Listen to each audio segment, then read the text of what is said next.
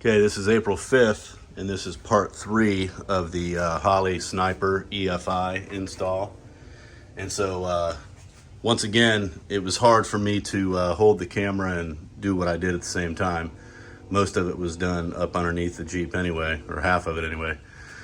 So, rather than spare you all of that, I'll just tell you what I did.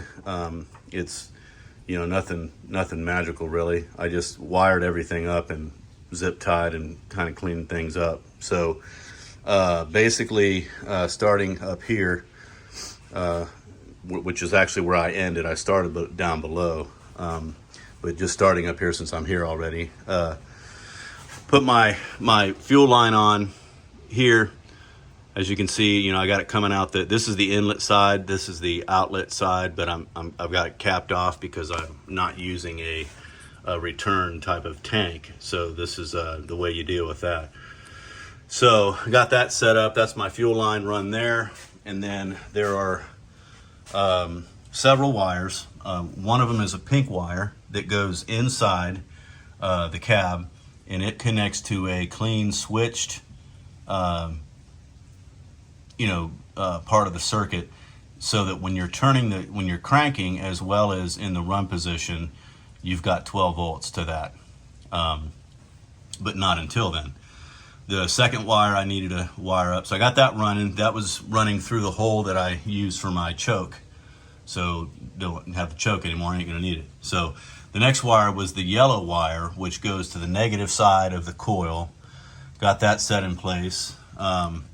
There are a heavy black wire and solid black and solid red that had to have their own designated space on the battery, straight to the battery.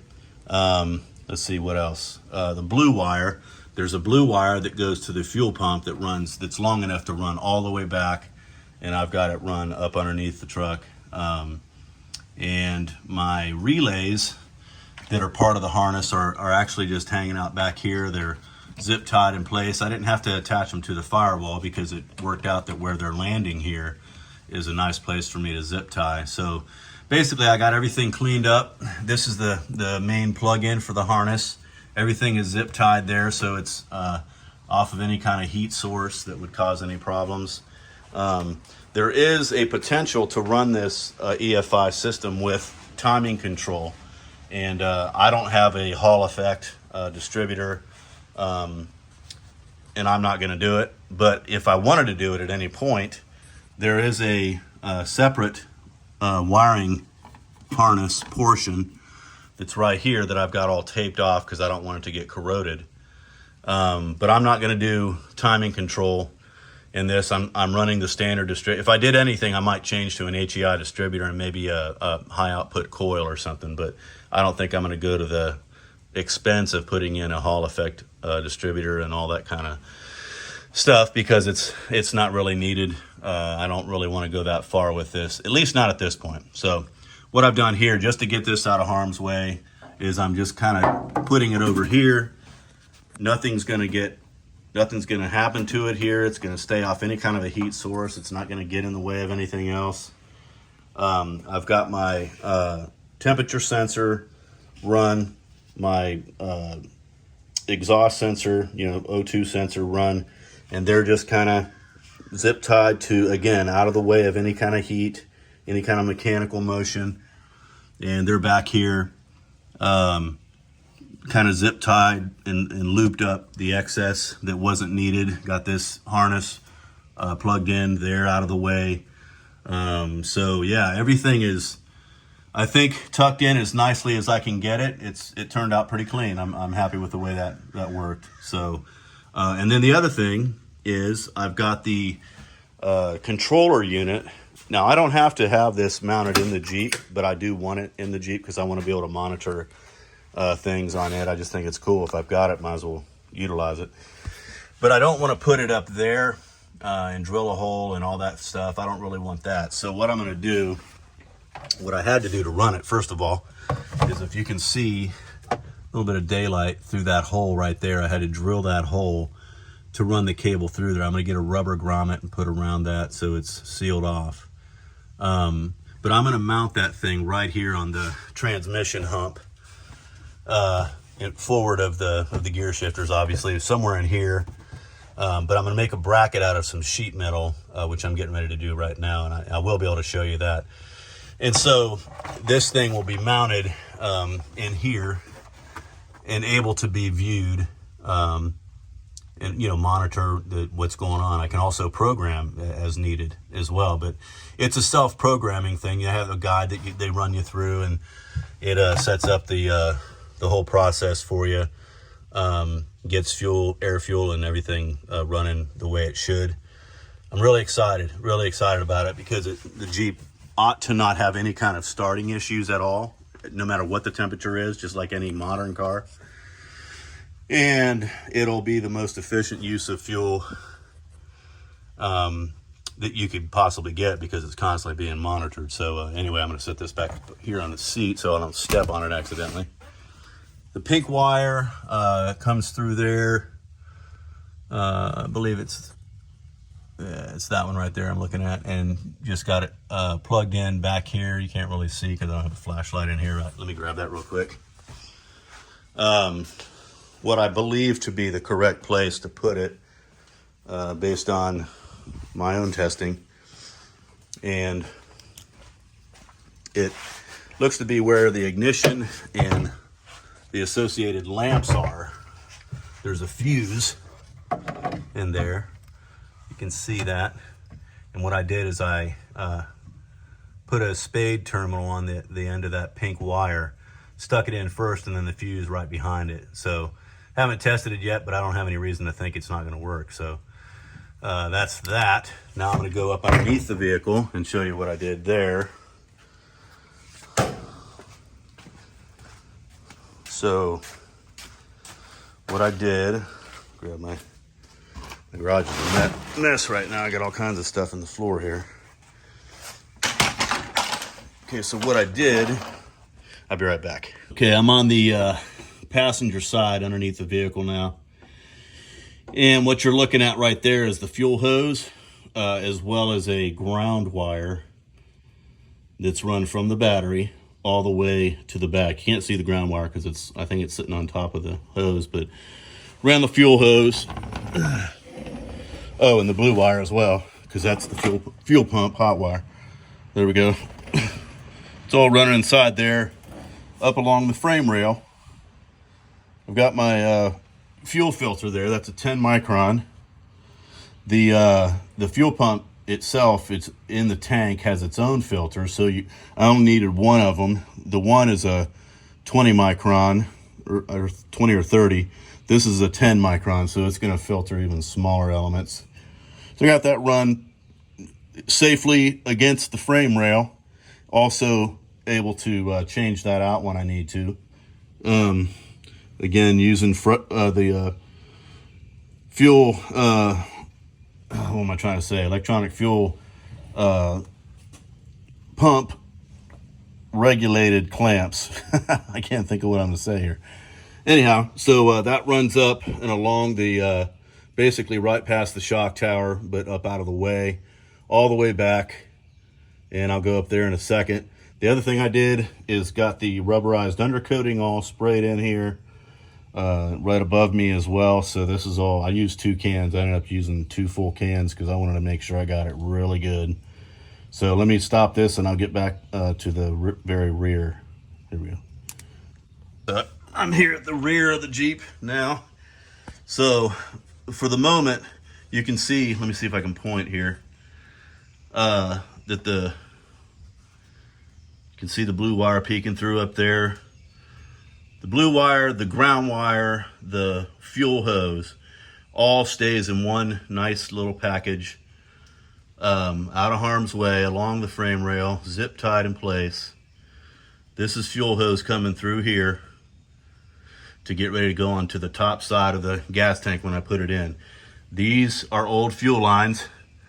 I'm not gonna need them, but I'm not gonna take them off either. I'm just gonna tuck them in there, let them be in there.